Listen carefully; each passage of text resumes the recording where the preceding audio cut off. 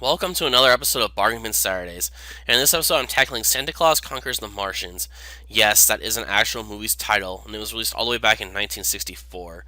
And while it isn't considered the worst movie of all time, it should be a definite contender for that title. It's horrible on pretty much every level you can think of. It has bad writing, bad acting, bad special effects, and so on.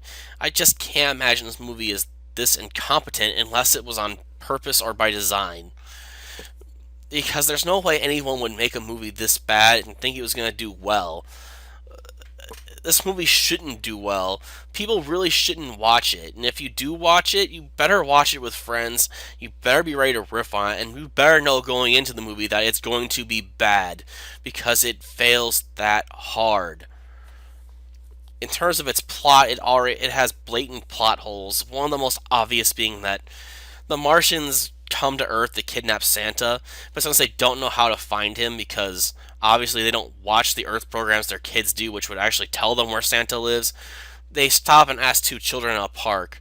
And since the children saw them and know where they're going and what their goal is, they decide to kidnap them too, just to cover up and make sure the mystery of who kidnapped Santa will be forever a mystery. Well, here's the problem with that. As soon as they get to Santa's workshop, they leave all of the workers behind and Mrs. Claus. So they all know that the people that took Santa are Martians. So they kidnap the kids, they cover up their tracks, yet then leave obvious tracks behind at the North Pole, completely defeating the point.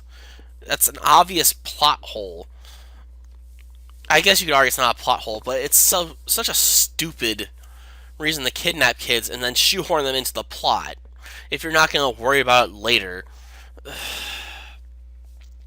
As for why the Martians are kidnapping Santa, well, the children on Mars can't be actual children because they're forced to be adults due to electric devices that have been forcibly put on their heads at birth.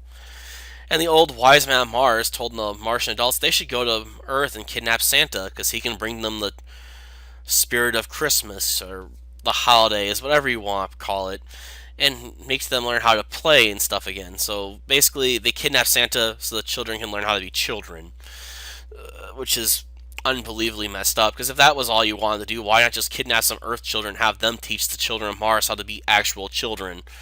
Of course, there's one Martian who doesn't like this plan because he likes Mars as it is, and he basically screws around with the leader of the Martians the entire movie, and is an incompetent that's ultimately taken out by children using toys, making me wonder what sort of threat he ever was to begin with.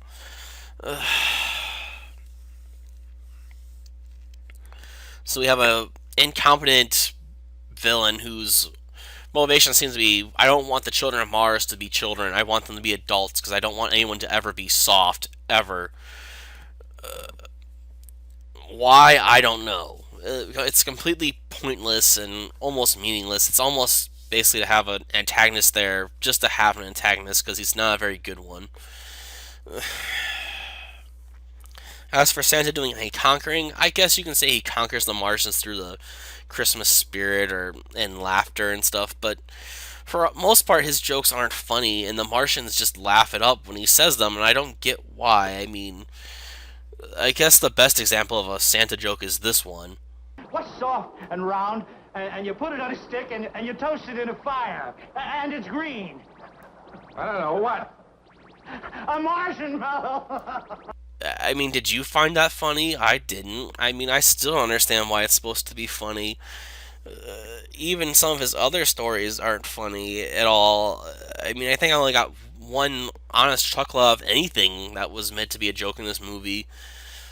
For the most part, I'm just left scratching my head wondering what the joke was, because they fail so bad at delivery and timing it. Like, I guess you can argue humor is subjective, but it just doesn't feel well written in this movie, at least in my opinion.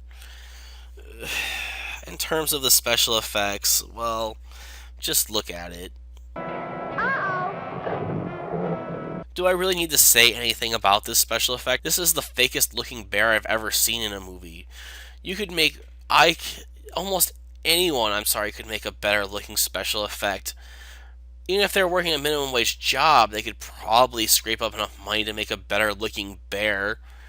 At the very least, you just go and buy a teddy bear or stuffed plushie of a polar bear and pretend it's real, and it might still be a better effect.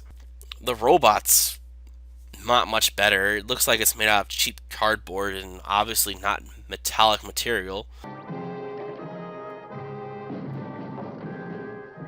I think the Cybermen on Doctor Who were more convincing, and that show was even older than this movie is when those were done. It's just seriously. And why does he repeat commands to the robot twice when it's first introduced?